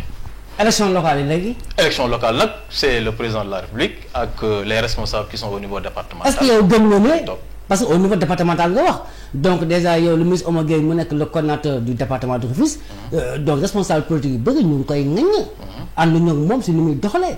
parce que ñooy day diviser day tas. donc département bi jaxase na ko. est-ce que kon tey ku mel ne honorable député ak poids bu muy peser fii nii si maanaam si côté mobilisation poids électoral bu am est-ce que kooku mën nañ ko bàyyi élection ñu bañ ko def. d'abord je dois préciser. que le ministre Omar Gueye bi mu nekkee le coordonnateur départemental de Benno Bokk Yaakaar ba fi ñuy wax ak yow mosul ñàkk élection loolu benn la. mais c'est le parti bi gën a tas dans le département. non boo ñàkkul élection non nan la parti bi tas. non Sangalkam. non doucement rek ma ñëw non boo ñàkkul élection. je parle du département je ne parle pas de Sangalkam je parle du département j'ai dit boo xoolee les statistiques du parti des élections yi fi am yépp que ça soit élection locale législative présidentielle. bi fi Omar Gueye nekkee le coordonnateur nga xam ne nekk ko moom mu def ko boppam dañ ko woo nekk dénk nañ la ko ba fi may wax ak yow nii musul ñàkk élection. est-ce que mën nga mën nangul lenn. ñaar élection yoo xam ne toute l'opposition réunie dans le département seen suffrage ëpp na bu Omar Gueye. mais dans le département non doucement tey ngay ñàkk na au moment où on parle si on raisonne en termes d'opposition réunie mais kon musiba am kon partout les gens yi fa nekk qui sont pas légitimes. donc on raisonne pas comme ça en politique c'est pas un jeu statistique boo xam ne 1 plus 1 égale 2 en politique 1 plus 1 peut ne pas égaler à 2 et il faut que les gens comprennent ça et puis en politique aussi c'est pas de la mobilisation moom mooy tax ñoom nit ñi fal la. mais am na ay militants. mobilisation am na solo am ay militants am na solo gis nga commune Bambilor dafa toll foo xam ne si on fait l'erreur de reconduire Ndiagne ou on fait l'erreur de reconduire quelqu'un qui n'a pas la tête pleine. on va sombrer. mais tamit bu ñu juumee ba investir leen ko mu nekk. non candidat loolu du juum loolu mënta nekk. scandaleux. non loolu mënul nekk parce que moom bu jëlee boppam dama ak liste boppam mais il va vous battre. qu'est-ce qui vous dit qu'il sera aux élections. ah yaa ko wax de. Aliou Leye foo ko teg. yow foo ko teg. non je pose une interrogation. gëmoo ne dina dem élection je ne le pense pas. mais pourquoi. da ngeen si waxtaan. non waxtaanu ci. xam nga nit Aliou Leye li nga wax ni yéeme na. non xam nga nit aussi. Aliou Leye nag. parce que waxoon nga ne da nga wax léegi ne doo lim 5 personnes yi nga xamante ni APR mun na leen investir à ce que APR mun na leen investir à ce que ñu nekk candidat Benno Bokk Yaakaar ci élection locale yi ñu dëgmal. bañ nga leen cité. nangul naa la ko mais boo toogee di naan ne ki nga xamante ni mooy honorable député. bëgg li nga xamante ni mooy 2e mandat gaayam sax am na ñu ko commencé di koy nekk di dóoral ay meeting dinañ ñëw ci ponk boobu noonu kooku nga taxaw tey ne du doon candidat mais war ngaa mën a expliquer leeral askan bi. non j'ai pas dit du doon fan dama ne j'ai posé une interrogation dama ne est-ce que sax dina nekk candidat. njort boobu la ko poussé parce que xam nga nit aussi da ngay xam sa bopp nga xam say limites nga xam tooxi doon yi nga jot a def nga xam àq bi nga ameel askan wi. nga retiré wu sur la scène politique man danaa ko doon gën a naw te loolu doon na effacer lu bari ci lu mu def ci lu baaxul bu toogoon tey. mais je me retire de la scène politique. bu baax maa ngi lay nuyu la ziar waaw. Assane Dia conseil municipal. Assane Dia conseil municipal. Assane Dia Kañak. oui. Assane ñu ngi lay nuyu. waaw maa ngi leen di fay bu baax. maa ngi nuyu sama collègue conseil boobu toog monsieur Aliou Leye allo. waa Assane ñu ngi lay déglu lu waraloon sa woote. voilà maa ngi leen di nuyu bu baax di leen sant di kontaan ci émission bi bu baax technicien yi kilifa rajo bi Thierno Amadou maa ngi koy ziar bu baax. di leen wax ne rek ci toog noonu ci gàttal. ko xam li muy liggéey la. te la muy wax aussi da koo xam. bon nekkul ku ma yoreel dépense nekkuma aussi ku ma soxal suukar mais wóor na ma la muy wax xam na ka parce que maak moom ñoo bokk chaise ci commune bi.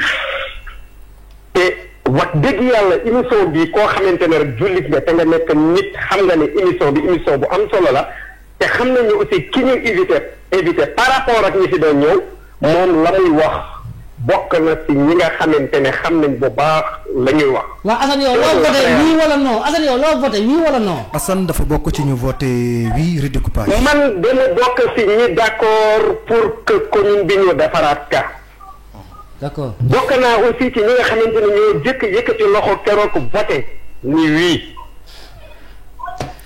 Assane ñi lay jaajëfal Assane indi ay seede ne maîtriser li ngay nekk di wax mais nag auditeurs yi bu léegi am na lu leen ñor ba léegi bëgguma chaque fois may poser nit question di ci taxawaat mais comme émission kaay leeral askan bi la dafay baax tamit ñu leeral askan bi mooy que fi nga teg ne maire APR du ko investiraat ci sa simple njortu nii dañoo toog ci télé ñëpp di lay seetaan auditeurs yi di nekk di déglu ñenn ñi di lay déglu ci à travers les réseaux sociaux nga wax sa loolu sans pourtant nga expliquer un peu xëy na dafa élection bu ngeen ma dégloo rek danaa leen expliquer gis nga à travers les lignes il faut savoir lire d'abord damay nuyu bu baax ki génn ki dugg léegi ci téléphone bi Assane Dia c'est il fait partie des conseillers yoo xam ne dañu am gëm-gëm ba pare respecter seen bopp responsable maa ngi koy sant di ko gërëm bu baax bokk na ci conseil yi nga xam ne dañu taxaw tudde seen bopp taxaw askan wi ci biir commune Bambilor di xeex injustice ba fa am maa ngi koy sant beneen bi mooy gis nga li tax moo wax loolu c'est pas une affirmation gratuite dama ko yéene une sortie honorable moo tax ma gis nga Ndiagne Diop bi ñu ko defee président délégation spéciale man la jëkk gis est-ce que xam ngeen loolu Aliou Lay la jëkk gis boobu maa ngi créer ce qu'on appelle un bureau de consultance en organisation puis parce que bi ma génnee sama formation IAM dama jëkk créer une entreprise de consultance en management des organisations ma bind tëxëñ benn téere ni ñuy gérer une collectivité locale déplacé wu dem ba këram fekk ko mu toog ma ne ko Ndiagne mën a wax ma ne ko sama grand nga yow lañ teg ci délégation spéciale bu communauté rurale bu Bambilor lii mooy sama contribution pour nga mën a gérer fi nga jëm keroog tuuti ronga ñuy sotti nee na mon frère sama xol sedd na ci yow. non frère parce que li nga def nii parce que li nga def man sa frère laa koy woowee. li nga def nii mënoon na la ci bañ a fekk. ma ne que lii bokk na ci document yi ma jëkk tënk bi ma génne son formation yow laa ko yéene pour nga mën a liggéey communauté rurale bi ñu la jox nga nekk président délégation spéciale kon kooku yéene woo ko lu bon. jege ko mais non yow ma ci loolu ba pare di ko gunge ci politique am mais ba ma koy gunge ci politique am dafa am ay nit yoo xam ne c'est pas lui xajowuñu woon ak Aliou Lay parce que Aliou Lay fi muy teg le maire yoonu njub la ak yoonu xam-xam mais ña nga xam ne ni nag bénéficié wuñu ci lu bari amuñu dara dañu bëggoon écarter Aliou Lay mën a toog séddoo affaire yi te Aliou Lay newul woon ci dynamique gu séddoo. kon affaire yi yow da nga ko jàppee ay séddoo quoi. donc ba ma ko comprendre laa leen bàyyil seen lépp ñoom ñi ko wër gis nañ li séddoo bi am ci commune Bambilor qu'on le dise ou pas la commune de Bambilor dañu ko pàccoo loolu tout le monde le sait ñi ko wër dañu ko pàccoo te loolu ci kanam tuuti di ngeen gis les conséquences u ñoom li ñu liggéey et ce dont ils ont peur en réalité ce n'est pas le découpage ou le rééquilibrage ou la correction mais c'est l'installation d'une délégation spéciale loolu la ñu ragal te ñun xam nañ li tax ñu ragal loolu. installation boobu. mais da nga xam dara quoi ci délégation spéciale boobu. parce que yaa ngi koy wax mu ngi koy wax dès le départ. parce que nee na pour nga dem délégation spéciale. soit il faut ñu dem ba commune bi amatul lu muy dundee lu mu mën a demal boppam. wala ñu jëlee fii laal fee. nga ne ma ñaar yooyu bu amee. délégation day am. waaw kon fii ñu ngi fiy seeti délégation. mais am nga information yi waaw. non du information c'est la loi qui le dit. loi bi la. C'est la loi, c'est le code des collectivités locales qui dit quand dans une collectivité locale, dans le souci, l'État central, dans le souci de réaménager, de refaire, de détacher ou d'attacher quelque part des collectivités, nécessairement, il va installer une délégation spéciale. Ça c'est la loi, c'est le code des collectivités locales qui le dit. Donc, kon gars yi dem ni la loi boo bu ñu appliquer la loi dans toute sa rigueur foofu la ñu war a dem. léegi nga ne dañoo ragal délégation spéciale loolu moo tax à ce que ñuy nekk di wax non redécoupage une fois que ñu def fi délégation spéciale yan conséquences la mën a am yan njeexital. La première conséquence c'est d'abord li fi nekk te baaxul ñu defaraat ko ça c'est la première conséquence. Moi je suis dans la positivité. Moi je suis positif. tey bu ñu demoon Badiane moom la ñu def le président de la délégation spéciale man maay jiit bureau li ma xam yépp ma tënku ko déjà ma tënk ko ci ay documents ma indil ko jox ko ne sama contribution la pour commune bi ñu la yàlla jox nga nekk président délégation spéciale bi nga sukkandiku ci pour mën a defaraat li fi yàqu. kon instant yow yaa ngi dajale sa këy toog di xaar nit toog. yàgg ci na délégation spéciale bi. yàgg na ça c'est depuis non du dajalewu ma ko non doucement dajalewu ma ko pour le président de la délégation spéciale dama ko dajale woon depuis suñu mandat. ba fi may wax ak yow nii. li fi nekk yépp ci gestion bi li fi nekk yépp ci gestion bi mais moi j'ai le droit de rendre compte j'ai été élu par des populations à l'issue de cette élection là bu suñu mandat jeexee bu ñu waree toog ba war a yëkkatiwaat baat li ma war a jëkk def mooy li ma tënk ci ay documents yépp ma tegaat ko ci place publique bi da leen ba ngeen ma falee en tant que conseiller municipal ba fi ma wax ñëw mandat bi jeex na lii laa fa jëlee lu positif lii moo fa am lu négatif lii laa jàpp ne bu ñu ko defee dans la prospective dana jëmale kanam. mais ndoxtoo lu amoon Bambey Sangalkam yaa ngi koy wax avec l'événement de Malick Ba est-ce que ndoxtoo lu mel noonu bés bu ñu installé délégation Bambilor jeunes yi nga xam ne ni ñoom dañuy wax non jóg wala seen bopp est-ce que ndoxtoo loolu danger bu ñëw suñu kanam. pas du tout xam nga lu tax bi ñu nee dañuy def redécoupage administratif ñan ñoo doon taal ay panam. jeunes yi. Non, c'est pas les jeunes, ce sont les délinquants fonciers. Attendez. Ah bon? Moi je mesure mes mots. Ce sont les délinquants fonciers qui sont sortis. Délinquants fonciers non xam nga lu tax xam nga ñun on sait ce qui se passe. lan mooy délinquant foncier c'est xam nga émission am na koy saan. non boo waxee délinquant foncier. waaw ñoom ñu ko mën na bañ a comprendre. mooy déglu ma di ko wax. voilà c'est bon loolu yàgg naa ko wax sax d'ailleurs. Un délinquant foncier c'est qui? Un délinquant d'abord c'est quelqu'un qui récidive dans la faute, dans l'infraction. kooku mooy un délinquant. c'est-à-dire ci wolof. Un délinquant nit ku jubul la koo xam ne bu defee ak ndëngate tey boo ko si jëlee corrigé ko bu sama am defaat ak ndëngate bu gën a garaaw loolu mooy un délinquant. kon jaaykati suuf yi nga xam ne. tey bu ñu nee découpage am na ñi doon taal ay pneu hormis femmes yi nga xam ne dañ leen intoxiqué woon les quelques jeunes yi nga xam ne man gis naa leen ñuy taal ay pneu ce sont des délinquants fonciers. ay jaaykatu suuf lañ non seulement ay jaaykatu suuf mais dañu jaay suuf suñu moomul dañu jaay suuf su légalul dañu jaay suuf yoo xam ne la mairie a délibéré sur du titre foncier et des baux. C'est ça la réalité. Ba pare et je mesure même. titre foncier bi dañu délibéré. Oui, la mairie a donné des notifications sur le titre foncier 1975R. da nga koy wax en tant que conseiller bu gis. ay documents. non moi dama ne la bi émission bi di commencer. mais tey bu ñu la toppee si nii bu ñu la toppee si nii du ma la wax tey jii loo xam ne awma ci preuve dundu ma ko gisuma ko mooy su conseil municipal. Déjà les notifications depuis 3 ans voire 4 la commune de Bambilor n'a décerné aucune délibération. ci wolof. commune de Bambilor. kayit gi nga xam ne moom la ñu war a jox nga xam ne état moo ne ko mën nga délibéré jox nit mu am kër kayitu kër ñetti at a ngi léegi mu jege ñeent amul benn kayit boo xam ne nii délibération bu baax bu commune de Bambilor génn. kon ñetti at yi weesu nii yëpp délibération yi gën a baax. non amul délibération bu génn d'abord loolu c'est une précision li génn xam nga lan la. c'est des notifications. Notification délibération bu ñu koy def dañuy citer la loi dañu naan vu la constitution vu le procès verbal de telle réunion vu le code des collectivités locales décrète réunion spéciale consacrée à tel foncier donne Badiane la parcelle numéro tel à usage d'habitation c'est la loi ba pare ci suuf le sous-préfet signé le maire signé il y a une co-signature loolu mooy délibération ñetti at yi benn génn ci li maire di génn ce sont des notifications yoo xam ne amul la citation de la constitution wala du code des collectivités locales. amul aspect juridique quoi. amul benn aspect juridique c'est le maire qui décide ne jël naa suuf bi jox naa ko diw ba pare signé suuf loolu baaxul. jamono bii amul sañ-sañ wala amul sañ-sañ. amul sañ-sañ. si. non la loi ne l'autorise pas tu sais wax daal amul délibération sañ-sañ jox ko nit mu kenn ku bëgg a dëkk mu jox ko fenn fu mu toog mu dem dëkk.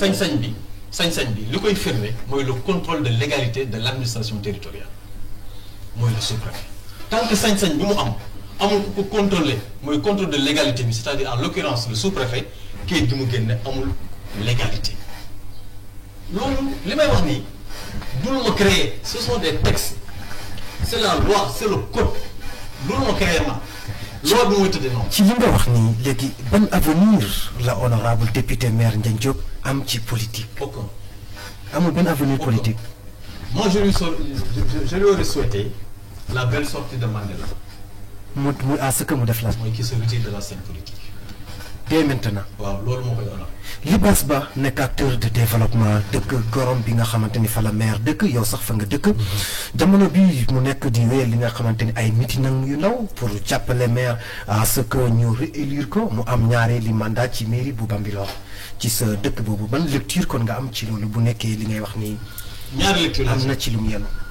ñaari lecture laa ci am benn c'est une preuve de plus ci li may wax ni et que le maire du dem élection c'est une preuve de plus. preuve de plus. Libaas da koy jàppale yaatal jàppale maire. sa preuve de plus bi sax ci nekk. entendu discours yi loolu la wax non doucement moi j'ai entendu maa ngi toog au lendemain de la fête de Korité ñu organiser une conférence religieuse à Gorom maa ngi toog la délégation bi Ndiagne yónnee mu ngi toog Libaas moo ko jiite entre autres personnes il y avait Papa Ndiaye il y avait Sam il y avait entre autres personnes. Sané.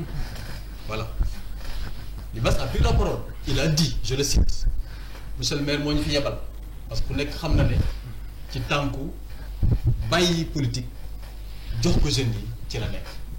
Libaas moo waxoon na. Il a dit li may wax ni mën nañu génn enregistrement yi le lendemain de la Korité jeunes yi ñoo fa organiser benn conférence religieuse mu jël kàddu ne mu ngi sant maire. parce que ku nekk xam na ne li mu waroon def na ko ci tànku bàyyi politique la nekk teg fi ay jeunes yoo xam ne mën nañu yor commune kon jot lu rafet bi kay waaye day bàyyi. mais mën na bañ a doon si mandat bi. waaw mën na bañ a doon si mandat bi. mais man jot lu rafet li ma am. bu ko waxee au moment où on parle. mooy dafay bàyyi mais loolu c'est pas important. mais li gën a am solo beneen lecture bi ma ci am. mooy ay naxe aussi c'est des stratégies et des stratagèmes politiques parce que ku nekk xam nga ne man wax naa ko fi bu dul benn ñaar. wax naa ne le maire certes il n'est pas intelligent mais il utilise beaucoup de stratagèmes parce que intelligence ak ay stratagèmes ay pexe ñaar yi wuute na ay pexe daf lay dugal ci lu nekk mais intelligence li ngay def da ngay teg ci yoon ba la ngay am une finalité sa objectif nga atteindre bokk na ci ay pexem ci li ñu mën a lecture bi ñu mën a def mënatu la dem fi mu nekk nii wax ji bari na mais naa yebal nit ñi naa yebal ay responsable ñu bariser le terrain mais ce que je conseille et je le dis parce que Libaas xam naa ko nit ku baax la xam naa ko nit ku mën a defar ay nit yu lu baax la gis naa ko muy def beaucoup de social ci dëkk yi ku baax la xam naa ko mais na def très attention ñu bañ ko utiliser à des fins politiques qu'il fasse très attention. tey loolu am na tey bu nekkee maire ñàkk diggante am na sa diggante yaak moom ci wàllum politique te yéen yëpp ngeen nekk coalition Benno Bokk Yaakaar est-ce que kon la famille Benno Bokk Yaakaar au niveau de la commune de Bambilor dinañ mën a bokk doon benn dem ci élection locale yi ñu dégmal. waaw xam nga élection locale moom dafa baaxoo mu am coow lu bari lii tax mooy da ngay gis ay ambition yoo xam ne du bokk te ñun ñëpp ay kuy lañ comme moo di bokk benn mbalk dafay jafe ñu arrondir angle yëpp ba ñu bokk benn jëmukaay loolu mën na jafe mais lu mu jafe-jafe bu ñu dégloo suñuy kilifa dégloo suñuy ndigalu kilifa war nañoo mën a teer suñuy ambition personnelle pour l'intérêt du parti pour l'intérêt de la coalition Benno Bokk Yaakaar je crois que foofu lañu jëf. comme ni nga ko defee woon en 2014 accompagné honorable député campagne bi mais ban ne ba si cappaandaw ñu gis ne da nga fippu ne yow candidat nga. voilà gis nga loolu nag moo lay wan man sama discipline de parti parce que ba ñuy dem dañu ne bu ñu def looy tax ñu gagné ñu élection boobu nit ñi ay ambition bari Omar Gueye Junior était là man maa ngi fi ñañ mu ngi fi on avait des ambitions ñu war a ñëw suñu kilifa politique nit ñi yéen ñëpp bëgg kenn ñoom ñetti ñëpp waaye bu ñu toppee rythme bi dañuy ñàkk élection yi ànd leen bu ñu demee ba ca cappaandaw ñu xool ñu tànn donc man en ma qualité de militant wala responsable discipliné je me suis conformé à la décision du parti mooy ànd leen ngeen dem bu ngeen àndee ba dem bu ngeen gañee ba pare nag foofu nag war nañoo mën a ku nekk mën naa wane say ambition te loolu laa def je me suis conformé à la décision en ma qualité de responsable. est-ce que am na ngay defaat parce que yow yaa ngi bokk Benno Bokk Yaakaar bokk si APR nekk si fii si commune bi instant yi yaa ngi koy wax ñoom Libaas ñoom Papa Ndiaye ñoom ñëpp ñu ngi yaatal te gisaguñ la nga ànd ak ñoom te yaa ngi ba si parti bi. c'est juste par discipline de parti xam nga lu tax le président de la République barke dem dafa génn def sortie à l'intérieur du pays d'ailleurs je le félicite parce que mu ngi def liggéey bu am solo ci biir réew mi président de la République xamaguñ ko bu fi jógee lañ koy xam mu ngi liggéey bu am solo ci liggéey boobu boo xoolee àll bi ni ñu manifester engouement man dem naa ci àll bi gis naa ay amoo yoo xam ne 5 6 7 kër am na courant am na ndox te depuis Mathusalem bañ leen créé amuñu courant amuñu ndox donc li nit ñi doon xaar ci moom boo demee ci àll bi ak visiteur bi xam nañ ne le président de la République jëfe na ko alors nit ku mel noonu soo ko amee mais da ngay tey nga déglu ko parce que wax na ne bu leen xëccoo toog leen bu décision jotee danaa décider. non xëccoo ñun instant yii dañuy yaatal parti bi.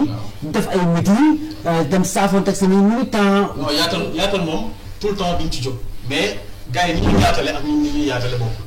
ah xanaa bokkoo si. non du ma ànd ak ñoom di yaatal mosuma ànd ak ñoom. mais instant yii. mosuma ànd ak ñoom c'est pas aujourd'hui lay ànd ak ñoom di yaatal. mais vous êtes dans le parti Aliou Leye. vous êtes dans le parti vous êtes dans la commune. seulement nous sommes dans un parti.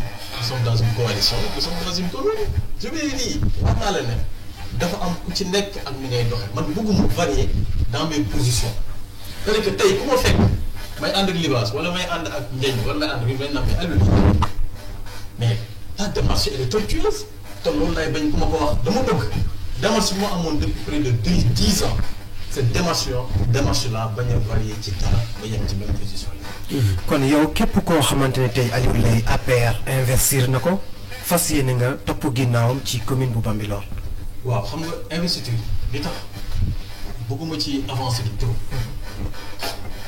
président dafa wax en militant et responsable discipliné bay toog di déglu lan lañ ñuy tegal sur la table.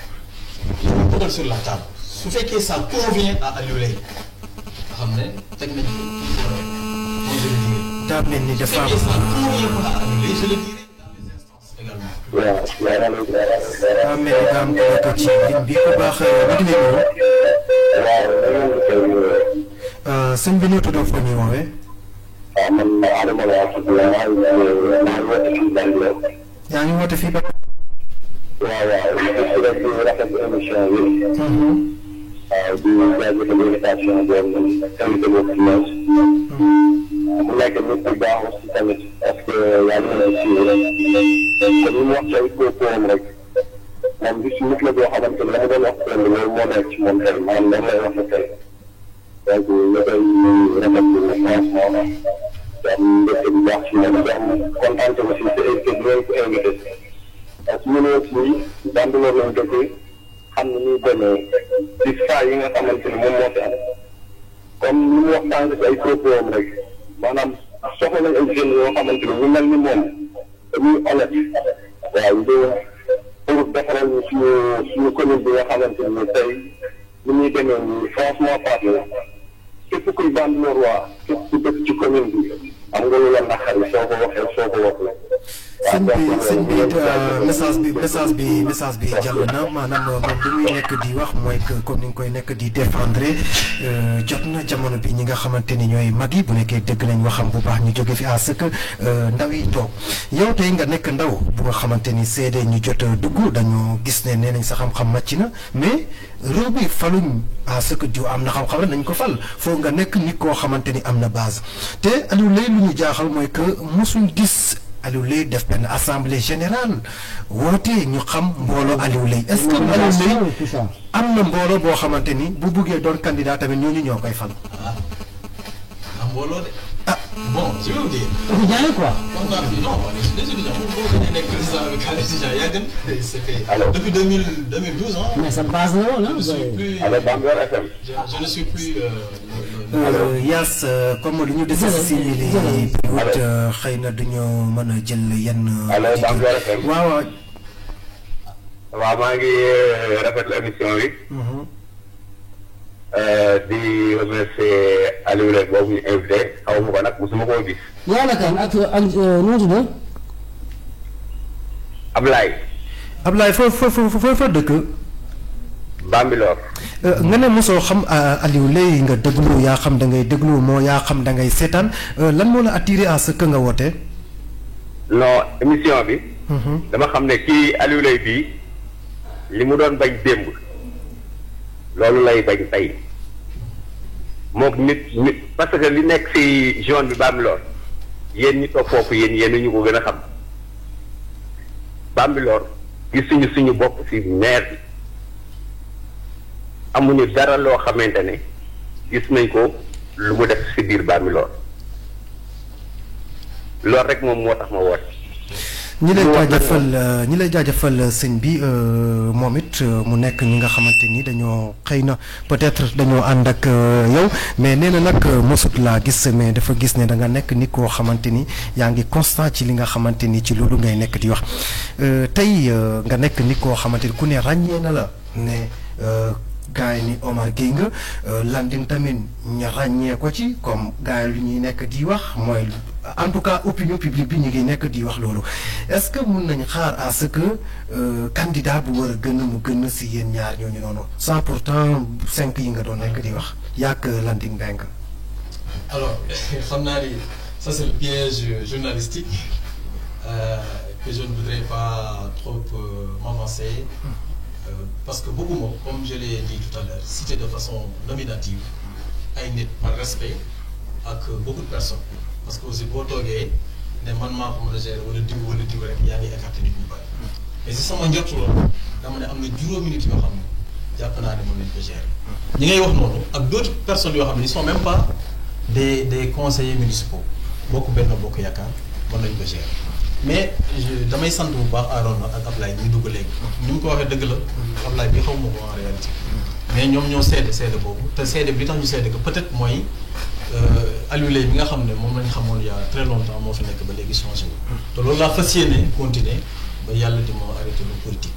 ci sant bu baax. waaw boo gisee sax ñuy avancé yow sa wàllu candidat parce que en 2014 yow kese yaa taxawoon ne candidat nga face à monsieur nga jóg mu battre la donc boo demee ba nekkoon candidat foofu noonu élection yi di ñëw mais xam ne ne yow tu es un candidat potentiel est-ce que jotul moom laa la wax jotul nga commencé liggéey wax ñu candidat nga ñu xam Aliou Leye candidat la ñu dem parce que yow nee nga nañ jóg moom du nekkati candidat man li ma jàpp waxuma du ko nekk xaw na koo nuru de ni ko waxee moom xaw na koo nuru waaw waxuma du ko nekk de donc il n'y va pas aux élections dama ne li ma jàpp man pour lui accorder une sortie honorable.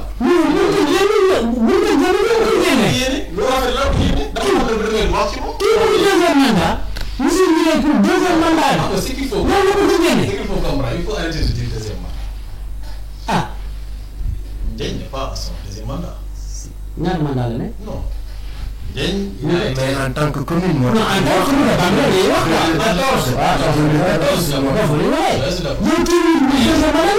non il est cinquième mandat kay lay xool fi mu nekk.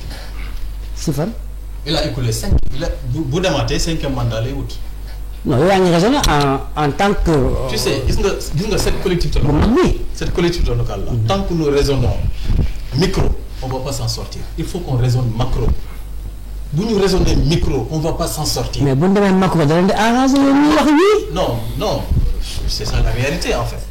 Il faut xam nga ñuy penser macro parce que li ñuy xaar ci kanam vision bi ma am personnellement mooy une relation d'intercommunalité entre les 4 collectivités locales issues du découpage de 2011. mais loolu mën na am bu ñu ko defee c'est l'intérêt de toutes les communes yi fi nekk. xoolal la gros ce qui est en train de se passer.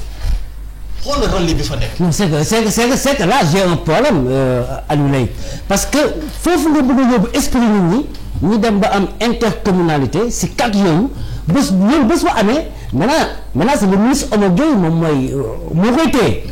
nga dafa naan moom mooy téyewaat ex-communal bu Sangalkam donc dooleem bu mu amoon day continuer di ko am si 4C yi mu polariser ko est-ce que loolu moo tax ngeen taxaw coûte pour affaire bi am su ko defee après ngeen dem intercommunalité Omar Gueye gérer les 4 communes monté waat poids su ko xamee dans le gouvernement kenn du ko mën a avancer. C'est une analyse. mais Omar Gueye fi mu nekk nii yoratul base bu am doole. Je te concède cette analyse. mais man analyse bi ma ciy teg. tout en te concédant sa analyse yow. mooy Modou Sall Diop mi. mën na jël place Omar Gueye. Paul Gueye mën na jël place Omar Gueye. Landing Mbengue mën na jël place Omar Gueye. Aliou Leye mën na jël place Omar Gueye entre autres personnalités. C'est-à-dire que faut pas qu'on se fiche sur les personnes. mais sur le statut d'intercommunalité boo xam ne keneen ku ko mën a yor les 4 collectivités locales yi fi nekk dañuy lëkkaloo liggéey pour l'intérêt des populations. C'est comme ça qu'il faut penser. su boobaa ñu jox honorable député Ndiagne mu ziar ko. Ndiagne pour man ça sorti politique. après ñu fàttali ne yéen a ngi ci seen émission kaay leeral askan bi ci ñi nga xamante ne ñoo ñuy déglu à travers suñuy ondes waxtu bu ñu mayoon jeex na parce que presque édition spéciale sax lañ ko mujj def parce que 1 heure de temps la mais comme dañoo waxoon aspect technique lañ soxla woon à ce que ñu ñàkk def débat bi politique 100% mais ñu waxtaanee de telle sorte que ñu bëri dinañ comprendre loolu moo tax ñu yokkal la si bàyyi tamit ñi nga xamante ni mooy yenn téléspectateurs yi ñu dugg mais nekkut lii émission bi mais dafa am benn ponk boo xamante ni xëy na mënuñ ci ñàkk a dugg mooy ce qui concerne li nga xamante ni mooy mouvement yi jamono bii fu ñu toll nga gis mouvement yi xaw nañ sakkan commune bu Bambilor est-ce que mouvement yooyu duñu dem boo ëpp doole li nga xamante ni mooy seen parti bu nekkee seen parti yéen da ngeen fi nekk ku ne kenn nangut sa morom jiite la est-ce que du problème ku nekk ci téléphone bi ku baax maa ngi lay nuyu di la ziar. ñooñu ñu ngi lay delloo ziar sëñ bi Sam Gueye la. ah Sam. ñu ngi lay nuyu di la ziar bisimilah. waaw dama bëggoon participer seen émission bi. allez-y. waaw boobu ba léegi maa ngi doon suivre quoi mais yu bari dafa ma ci raté. ci affaire découpage bi ngeen di wax noonu ak yooyu. waaw dama si doon joxe sama contribution boo Aliou Leye moomu sama frère. maa ngi déglu contribution moom. bon comme si télé la nekk nag dama bëgg wax loo xamante ni man ak moom ak yàlla doog fekk woon. parce que bi ñuy wàcc élection locale yi passé. ñun jeunesse si góoram dañ ne woon duñ ko def conseil. ngeen jóg Cheikh Kané la ñuy def conseil man maa dem këram man en personne. yaa may dégg. bi ma demee ma woo ko mu génn këram. ma toog ma waxtaan ak moom pour ñu def ko conseil. mu ne ma ne ko Aliou ñun dañuy wax ne jeunesse bi dañuy wax ne bu ñu la defee conseiller doo ànd ak njëj. moo tax ñett nee nañ ne duñu la def conseiller. mu ne ma bu ma defee loolu ce serait la première personne qui a trahi sa population. Aliou moo ma wax loolu. après en tant que man kenn laay waxee jom mën naa fen. musuma depuis 2014 ba léegi tey laay soog a ma wax loolu ci nit ak nit. loolu en 2014 la. bi ñuy def élection yi passé locales yi passé. 2014 waaw 2014 la. 2014 moom ma wax làmmiñam ne ma su ma àndul ak njëg je serai la première personne qui a trahi sa population. voilà Aliou Leye moo wax li man maa jël engagement ma woo Papa Ndiaye mu fekk ma foofu ci def kër Rokhaya Diagne. ba ne nañ def Aliou Leye conseiller moom mu ngi wax ne njëg pour mu bañ a nekk candidat. je suis d'accord avec lui parce que moom bu fekkee ne loolu mu wax noonu d'accord naa ak moom parce que xam na ne li élection yi di ñëw jeunesse bi ni ñu ko defar conseiller. d'accord parce que li mu ñu waxoon ak li mu def moo bokkul. voilà merci ñu di ko jaajëfal kooku di Sam Gueye doon indi ay leeral ci seen jaar-jaar mais li nga xamante ni mooy temps bi mu ngi nekk di dem ki nga xamante tamit mooy Modou Sall Diop xëy na bëgg naa participer ci émission bi ndegam maa ngi gis li nga xamante ni mooy appel am ci sama téléphone mais dafa tombé ak li nga xamante ni mooy waxtu bi xaw ni ko mais am na ponk boo xam ne maa ngi la ko doon nekk di laaj léegi mooy jamono bi ngeen fi nekk yéen waa APR ngeen nekk xiiroog ñaaw ci jamono bi nga xamante ni mouvement yaa ngi fi est-ce que du ngeen dem benn instant ba mouvement yi gagner le terrain. ngeen ñàkk yéen yëpp. dem nga remarque bu am solo. mais avant je voudrais wax tuuti ci li kii mujjee dugg léegi wax muy Sam Gueye que je connais bien. parce que ñoo bokkoon école primaire. Gorom 2. nee na vous avez trahi bés boo bàyyee honorable député Ndiaye. xam nga dégg naa li mu wax. mais may ma matul. xam nga benn lay pàq. dama lay fàttali rek. gis nga élection locale yi passé. Ndiaye en personne je vais le dire ici télé mu may xool rajo yi ñu may dégg. il m'a appelé au téléphone boobu maa ngi bureau SONES di liggéey. mu ne ma Aliou Leye le ministre Oumar Gueye nous a mis en rapport. nous avons 4 conseillers municipaux yu ñu war a fal Gorom. ministre Oumar Gueye nee na mag yow ñu toog waxtaan ci puisque ñu yaay responsable lu Gorom. ma ne ko man dama xëy maa ngi liggéey. mu ne maa ngi commune ba soo wàccee nga jaar fa ba mu yàgg mu ne su ma wàccee sax Tëngéej laay ay ci sama soxna si nekk si presse. ne kon su ma wàccee fekk nga wàcc ma fekk la Tëngéej. ma taal sama oto bi ma wàccee fekk ko Tëngéej si kër jabaram si presse mu ne ma 4 conseils municipaux la ñu am pour fal Oumar Gueye nee na man ak yow ñu waxtaan ci yow mënoo say ñàkk man mënuma say ñàkk kon yeneen ñaar yi nan lañ koy def puisque il faut ñu sóoraale ay jigéen paritaire ma ne ko wax nga ko ba pare nee nga mënuma say ñàkk nee nga yow mënoo say ñàkk ñaari génn mu des ñaar ay jigéen lay nekk non ma ne benn bi dañ koy yóbbu HLM benn bi yóbbu quartier Adjuma ñu ceinture dëkk bi buñ ko ceinturé buñ demee élection gañe kon li muy wax nii non seulement amul sens parce que loolu bañ ko waxee ba tënk ko Ndiaye maa appelé ni ma Aliou il paraît les jeunes da am réunion bu ñuy réunion mais man du ma jàpp parce que li ñuy wax mag yow tënk nañ ko ba pare ma ne ko man joxe naa sama kàddu ne dëkk réunion boobu danaa ci dem moom Sam mii ma ne danaa dem ci réunion. mooy réunion bu ñu defoon si terrain basket bi. non c'était pas une réunion publique. kër Roxay Diagne lañ ko defee Njaañeen. yooyu wax c'est très clair. mu jóge fa dem si réunion parce que bëgguma sama kàddu gi ma joxe ba pare. moom ma toog ci réunion bi ñii xamuñu dara ci politique. li leen njëñ wax rek la ñu xam. ñii xamuñu luy xew bu ñu génnee Gorom du ñu wax. comme Tamba yi donc bu ñu génnee ñoo xam ne bu ñu génnee Gorom du ñu wax. man nawloo ma leen ci politique. nee na moo tax nga nekk conseil quoi. non li ma la wax leer na et puis leneen li ci rax mooy gannaaw bi ñu tànnee suñu 4 conseils ba pare. man dañ ak yeneen ñaari jigéen. dañ dafa jël conseil yóbbuwaat si Oumar Gueye génn sama tur dugal Cheikh Sané jox ko ministre Oumar Gueye. ministre Oumar Gueye dugal Oumar Gueye ne ko mais moi je vois pas Aliou Leye mu ne ko waa dëkk bi ñoo la duñ ko fal mu ne ko dellu boo demee nga ne waa dëkk bi Aliou Leye sama jeune à moi mënul ñàkk si liste mu taxawaalu ñëwaat ne ko waa dëkk bi d'accord bon on comprend les stratégies. temps baa ngi dem caméraman baa ngi may signaler sax ne ñett 6 minutes moo ci des xëy na. mouvement yi monsieur Boubacar rek ñu terminé quoi. voilà mouvement yi la ma ci wax d'abord maa ngi leen di sant bu baax di leen gërëm. nawloo naa leen lool ci démarche bi ngeen di def ak liggéey bi ngeen di liggéey ci gox bi ci zone bi nawloo télé bi ak rajo parce que yéen a ngi jàllale ay messages yoo xam ne télé bi ak rajo bu ñu fi amul woon dana jafe lool pour ñun ñu wër collectivité locale yëpp jàllale ñu ngi leen ciy sant bu baax di sant seen kilifa. yal na yàlla def ba fii yokk bu baax. mouvement yi nag. mouvement yi li ma ciy wax. mooy ndax dañ leen tiital moo tax bëggoo ciy wax. dama ciy sawar sax di wax xam nga lu tax man dama yàgg woo les nit ñi nga xam ne defuñu politique nekk ay cadre nekk ci zone bi ñu dugg ci politique.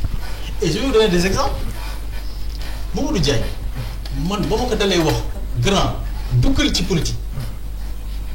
tu as les potentialités nga dugg ci politique yàgg na booba créé wul mouvement waxtaan nañ ci Robert de Daouda bokk naa si ñi koy fekk mu toog ma ne ko booy da nga war xam nga Daouda mag moom ñoo bokkoon classe booy laa koy wooye booy duggal ci politique boobu ñu bàyyi seul nous sommes seuls sur le terrain politique donc su ma gisee mouvement yooyu ñu taxaw mais dama koy rafetlu nañu yaatal bu demee nag ba war a toog ba war a xalaat lan moo fiy nekk bu boobaa nag nañu toog xam li mën a nekk ñu jëfandikoo kon yaa ngi gis ne ëllëg ci biir mouvement repère ak Daouda Diagne bi nga Daouda nu mu tuddati sax Modou Diagne bi nga cité ak repère yaa ngi gis ëllëg ci biir ngeen def benn coalition. non seulement gis naa ko mais nous avons intérêt à se rassembler autour d'une grande coalition pour détrôner ces candidats.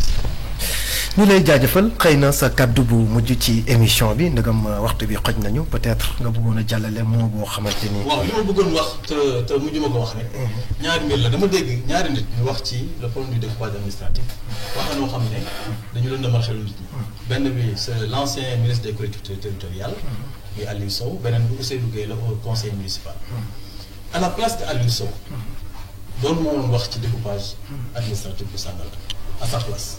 c'est même une honte de sa part mu génnewaat di wax ci découpage bu administratif boo xam ne non seulement moo ko def mais il a encore de façon fraîche le sang de Malick Ba et loolu dana ko topp ba kala ak mu di tukki beneen mooy Ousseynou Gueye wax loo xam ne lëndëmal lu xelu nit ñi bi ñu ko dégloo mais le problème des bourses d'études yi amoon ne Ndiagne moo jël l'initiative c'est archi faux les bourses d'études c'était des aides yoo xam ne man à ma qualité de président de l'amicale des élèves et étudiants de la communauté rurale de Sangalkam ak ñi ma àndaloon ñoo dem négocier ko ak le PCR de l'époque muy Omar Gueye ba ñu créer une ligne budgétaire boo xam ne allocation lañ ko tuddee pour élèves et étudiants loolu moo indi les bourses d'études bi ñu tasee l'ancienne communauté rurale ñu tasaale budget boobu commune bu nekk ñu jox ko budget loolu ko indi mais c'est notre création rurale ce n'est même pas la création du conseil rural mais de l'amicale des élèves et étudiants de la communauté rurale. waaw jërëjëf Lassana ñu jaajëfal Aliou bu baax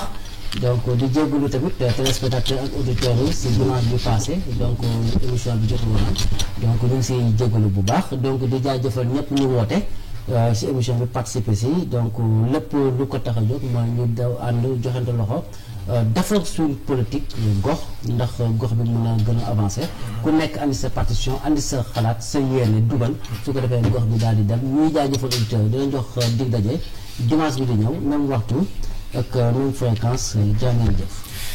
mbokk yi kon ñu leen di jaajëfal avant ñu leen di jaajëfal sax ñu jaajëfal ñaar ñi nga xamante ni ñoom laa bokkal plateau di Aliou Leye nekk responsable politique nekk tamit conseiller ci mairie bu Bambilor di jaajëfal tamit ki nga xamante ni mooy Lamine Sarr Badiane jaajëfal ki nga xamante ni mooy Alsane Faye ak ki nga xamante ni mooy Yaas moo nekk ci régie bi Alsane Faye moo nekk ci fi nga xamante ni nag mooy ci caméra bi ñuy jaajëfal tamit internautes yu ñuy suivre à travers ci réseaux sociaux yi tamit auditrice auditeurs yi ñuy déglu ci la 100.4 émission bi nag wuuteeg émission yi nga xamante ni dañ fi doon faral di jaar parce que da doon nekk émission boo xam ne doon am ubbi téléphone 1 heure de temps la woon bii nag ñu def ko comme genre édition spéciale parce que Aliou Leye c'était important ñu déglu li nga xamante ni mooy xalaatam parce que askan bi ñooñu fi tax a toog te émission kaay leeral askan bi la kon askan bi ñu si gën a bëri buñ toogee di juger ne xëy na il est constant dañ koy may